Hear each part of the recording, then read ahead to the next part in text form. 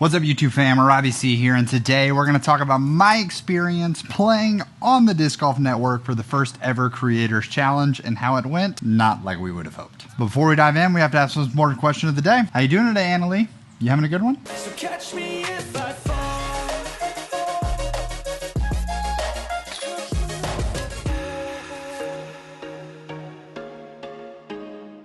I got approached for the Creators Challenge several months ago. I was talking with Hunter, and they kind of approached him on putting on this Creator Challenge, and I think he kind of put together like a pretty large list and then handed it off to them, and then they started reaching out and inviting people. Already an honor to be included, knowing that there were a lot of different creators out there who didn't get the full invite or didn't get the opportunity to be on there was really cool to be included in the first 8. Thanks to you guys. Your support and your watching the videos has allowed me to do this full time for 4 years now. It's opened up opportunities like to share this link with my friends and say, hey, this weird disc golf thing that I've been doing for years, playing on like our sports basically biggest stage. Come watch. And watch they did. They watched a lot of Big Germ, but watch they did. Now, I've never advertised to be the best player in the world and anywhere remotely close to being the best player in the world. But going into the event, if I were to rate the strengths of my game, I would put them basically in this order. I would say it's putting, followed by approaches, and then forehand. Those are kind of intermingled, so we'll say probably even forehand and then approaches, because I think that I don't do much with approaches that other people who are good at approaches can't do. And then backhand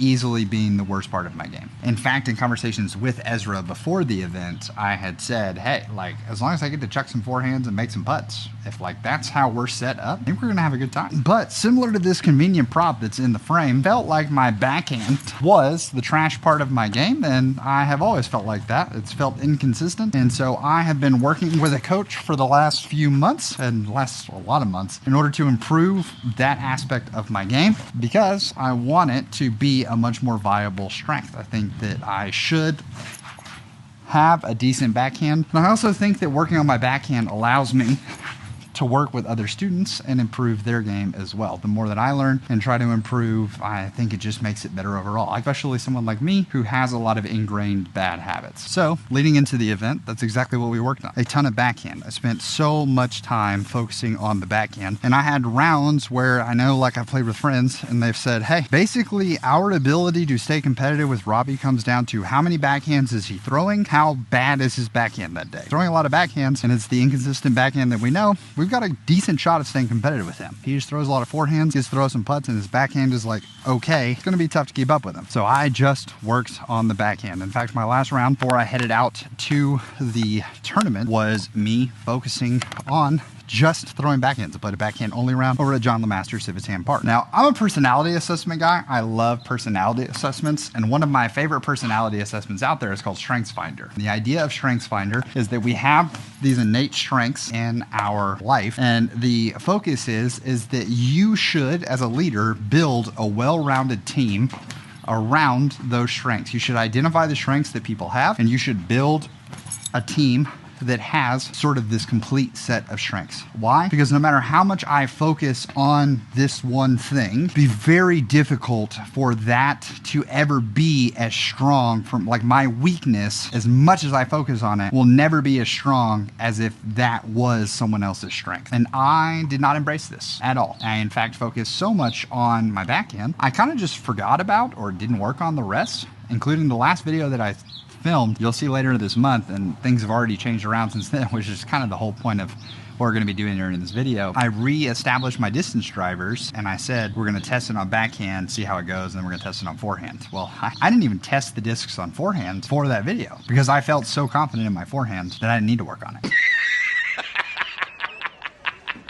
Are you serious? Flash forward, we hop on a plane. Really excited for this opportunity. Once again, so grateful to Ty and the team for including me. And I'm just thinking to myself, this is the highest pressure like disc golf scenario that I've ever found myself in. As a coach, once again, I don't promise that I'm extremely good at disc golf, but I know that my ability to perform has a direct connection to my income. If you can't play well, then you can't coach well. And if you can't, you can't know the game unless you can play the game well. And so I feel this pressure not only to perform, but but like perform because it affects my livelihood. It affects the possibility of future students. And so I'm walking in with this, and even friends over on the Funsy podcast talking about like, oh, Robbie's been training and he's been practicing, he's doing this. And like Jay Millie even makes a comment of like, I didn't realize Robbie was taking this so seriously. I think at the end of the day, I think I was definitely taking it seriously for that sole reason. I don't want to embarrass myself on the Pro Tour, not because I'm ashamed of being embarrassed. Bruh, I'm a goofy boy. I embarrass myself every day. Of the channels showing up or performing, it can be an off day for them. If I have an off day, it's because I'm trash. To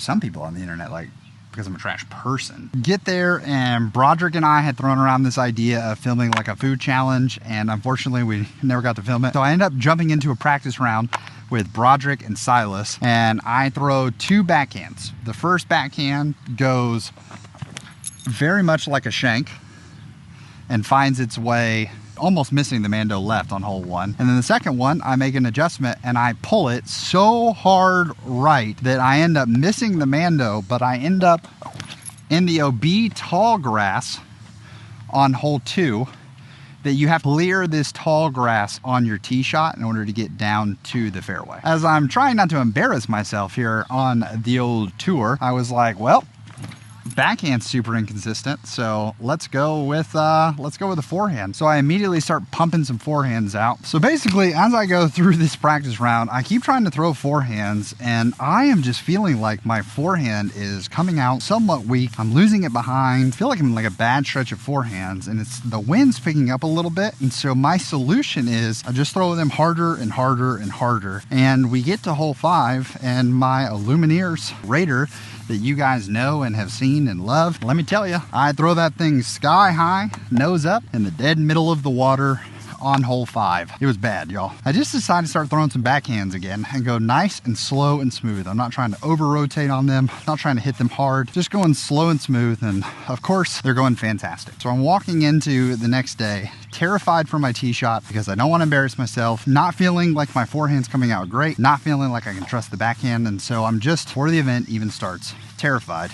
And I grab this brand new blue Raider and we put it in the bag. So I mentioned a video that is coming out in a couple weeks that's about readjusting the drivers and things like that. So we actually have rates in the bag. Threw these during the challenge a couple of times, and so excited to have these back in the bag. We felt like they were good on backhand. The Raiders really didn't instill a ton of confidence, and so we have made some adjustments for what's in the bag, and we've got this Halo Wraith, and then we have a Halo Destroyer, and then a Star Destroyer. But what I wanted to come out here today was to work on forehand and make some corrections to forehands and find out. Raiders are out of the bag right now. We're putting them in timeout because while I did throw in that video that you're going to see one of the best distance shots that I've ever thrown on camera, wanted to see, okay, can we find discs that work on an improved forehand that I also can trust on forehand when it's going poorly? So we brought just a ton of destroyers, 12, 13 destroyers in the bag and some rates. We're gonna see if we can't find a forehand lineup and talk about what was happening with the forehand during this event. So we're second card, and we're on basically a foundation card plus Cinema Club. Comfort level of the card's feeling pretty high. We have a pretty good gallery walking with us. We knew that we would be the smaller crowd because Simon and Gannon were on the other card. Immediately blown away because Broderick like pans the crowd before we even start, and he's like, how many of you guys are a fan of Robbie C? And the crowd goes crazy. Y'all were awesome, y'all were amazing. And Brod was like, well, that's stuff you guys were supposed to say. Supposed to say like nothing. Support from the crowd couldn't be better. It was so uplifting, so encouraging. And even my tee shot on 1, I didn't feel like terrible about, honestly. Felt like I threw a pretty decent shot and just didn't read the wind correctly, and it gets slammed down. It made me feel significantly better. Trevor was basically right there with me, and Trevor has a much better backhand than me. We're immediately leaning into the idea of this, that is, why were we brought here? Why did this creator challenge happen? Did this creator challenge happen because A, the Pro Tour wanted to showcase how good the pros actually are, and so rather than having a advertised Pro-Am, they brought in creators that they knew were not as good and they wanted to showcase how hard the course is? Or B, we brought in content creators to create content and have a good time and literally like show off the personalities of some of the creators who are helping grow the sport that aren't on the Pro Tour. You would think the answer was B. Based on the broadcast, it feels like we landed closer to A, maybe part of the way between. So this weird hybrid definitely was felt even on the grounds. I know a shot in particular is when I threw the forehand upshot on hole 2, and I was using this brand new Raider for the first time, and it turns over, and I turn it over. It didn't turn over. I turned it over, put it in the woods. And Germ immediately asking me like, hey, you want to tell me about it? Personally, I felt like Germ was trying to throw me a bone a little bit of like, hey, you know, you work with beginners. How would you instruct them? Hoping that like Coach Robbie would be able to identify what went wrong. That's at least how I interpreted it. I know some people interpreted it as a little more mean, but at the end of the day, even if it was bullying, which I like truly don't think it was, every joke has to have a butt, and Ezra and I were clearly not performing during this event. Ezra saved all of his bad shots for the Creator Challenge, except for that drive on hole 6. That was nasty. We went for it on 1 because we interpreted it. Let's make some content. Let's do some content. And I wish I would have played better so that I could have made some content. But no, I appreciate that Germ like gave me an out to talk about sort of what I was doing wrong with my forehand. And I was even talking with Josh from Overthrow afterwards about what went wrong with my forehand, because this shot on hole 5 perplexed me. But we think we dialed in what was happening. Coming through too aggressively and trying to fire the hips and fire the body. I basically was just trying to do too much power and too much pull. So I was coming through here and I was throwing it nose down, but I was so far forward ahead of my body that I was basically pulling it straight into the ground. So I wasn't smoothing any forehands. They were just basically all raw power, which fire the wrist, fire through on the other side. And I think I was just trying to do too much coming through. So that's what we want to test here today. What I thought was like most interesting about this event was, what was the goal of bringing us out there? What was the goal of doing this whole event? Was it to highlight creators? Was it to highlight the Pro Tour? I'm not sure either way, because there were certain vibes that led you to lean into the idea that it was competition, right? We got surprised before the event started by finding out that there was $2,000 on the line, sponsored by Sky Zone. That immediately makes things feel more competitive. Now, if I were being honest, I kind of anticipated that there was going to be some form of a prize pool surprise. Definitely didn't catch me very off guard. I saw it and thought, okay, cool.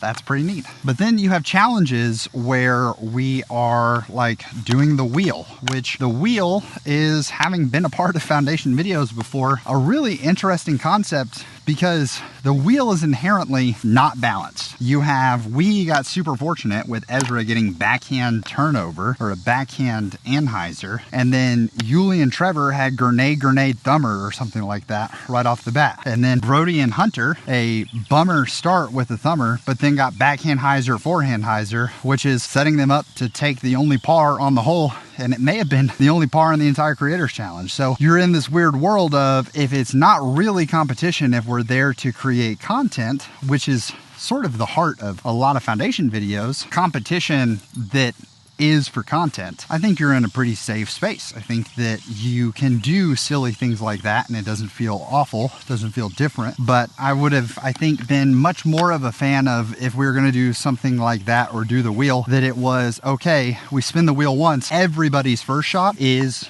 this. We spin the wheel again, everybody's second shot is this. I think that would have streamlined the competition a good bit more, and I think it would have made it easier to digest for the viewers, and it also allows you to know what you're advertising showing in the product. I'm saying balanced competition as the guy whose partner got him 80% of the way up the fairway because we got a good roll. I don't know, I thought that the vibe of what we were going for, even on the course, felt a little ambiguous. And this is the first time out there, so I think that they wanted to see. I think that another thing that was a gamble made by the Pro Tour was, and I want to defend them for this because I think I've heard people say that it was like the German Terry show and there's happened to be some creators in the background throwing. I do think that if you're thinking from the Pro Tour's perspective, lots of people inside of disc golf are not, especially the top levels, are not actually consumers of disc golf content. So I think that for probably most of the people in charge, they have not watched nor seen pretty much any of the creators that were there. May have watched a foundation video or so. They've certainly all been playing disc golf longer than I've been creating content, so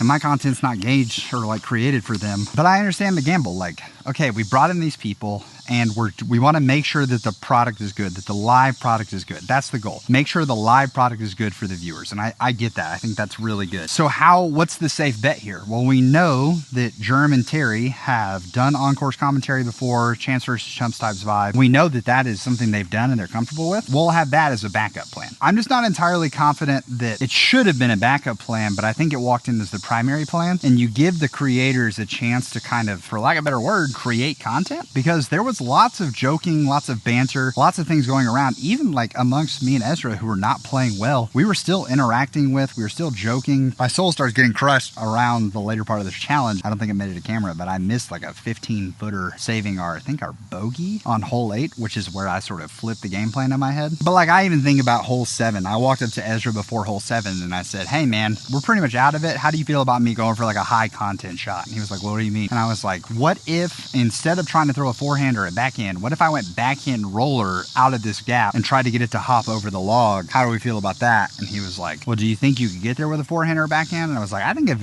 I threw a great forehand, I may be able to get there. Hole 1, we were ready to create content. Hole 2, we were trying to create content. And then you kind of drop into this competition setting, and that's where it defaults to. And I don't blame the Pro Tour, because the Pro Tour knows how to do one thing right now: film and broadcast competitive content. I think we needed to walk into this event with like a purpose or a goal. And I think that was very nuanced, and my guess is that you as the viewer maybe felt that nuance. Don't know that we achieved great competition, but there was great content. I mean, Silas and Broderick, the Cinema Club, put on a show for you guys. Watching the card in front of us play hole 5, they put on a show for you guys. So we talk about the straw that broke the camel's back, sort of just finishing out my personal play while I was out there. We get to hole 9, and I've only thrown really one backhand today, and it feels, I'm letting the result overshadow how it felt throwing that backhand. And so I get to hole 9, and it's an uphill sort of straight shot that baits you into thinking it's a turnover. And I knew maybe I didn't throw my first backhand well, so I decide, hey, I'm gonna go ahead and grab a ozone, and I'm gonna throw this ozone on a turnover. It's gonna help me get some free easy distance. That thing comes out of my hand like an absolute rocket, bro. Ejects out of my hand so fast. Immediately I'm like, that felt okay. And then we head over to hole 16. We get the amazing Annalie, our thrower. She throws her tee shot. Going down there, I go to throw my second shot for us, and I throw backhand again. I grab a Robbie C ESP Cicada, and I chuck that thing up there and get myself about 25 left of the basket. Pretty good about that result, throwing a backhand. And I told Ezra before we got to the tee box of 17, I said, Ez, I'm about to throw a backhand, dude, and I actually don't care where it goes. And he goes, dude, just commit and rip. I throw this backhand, which I was just caught in disbelief. I think that at this point the event was pretty much over, so I'm not even entirely confident that they were showing our shots anymore. But I remember just standing on the tee pad in absolute disbelief and being like, guys, they're being so kind right now. Everyone's gassing me up because I've had a bad day, not playing well. And then come to find out later on, or walked with other MPO cards, we actually threw like a phenomenal drive out of that gap, which just wasn't on my radar at all for what was going to happen to me during this event. So it's a wild world to look at this being my strengths, my perceived strengths going into the event, and then realizing during the event that actually like this is probably how it shook out, whether it be nerves, whether it be putting in the wind, which I know is a struggle of push putting. But I think it's best for the game to accept and understand that, you know what, my performance in this creator challenge does not make me less of a person, even though the internet made me want to believe that. And I didn't play great. I had an off day. I had a very off day, and that happens. Fortunately, my off day, I played bad on the biggest stage that I've ever played on. And maybe that's nerves. I think that that's definitely part of it. I will acknowledge that. But it was an honor to be included. I hope we can continue to improve and continue to work so that I'm not such a mental basket case of thinking about every aspect of how I'm throwing the disc while trying to create content.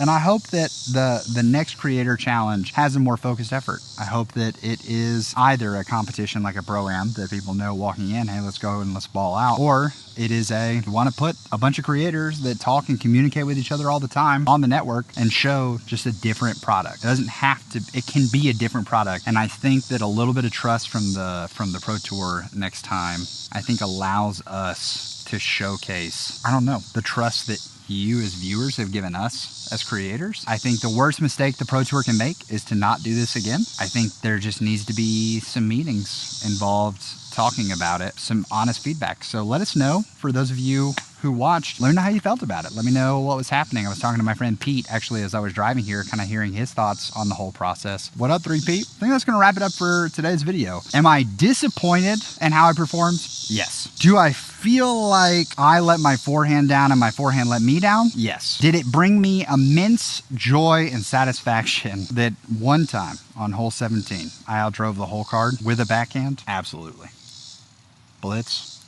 We did it, baby. So here's the shooting for the moon, and understanding that, you know what, at the end of the day, I don't have to win the Creator Challenge to put out good content. I don't have to win the Creator Challenge to be considered a good coach. My advice helps you play better, then what we're doing is working. Thank you to all the fans that I met at the Des Moines area who were saying that what we're doing is helpful. Always encouraging going to events and getting to hear that feedback. Thank you so much for watching. I hope you have an amazing rest of your day. Thank you for making it fantastic for me. I hope you can make it fantastic for someone else too. But for now, we're going to leave you with the birdie.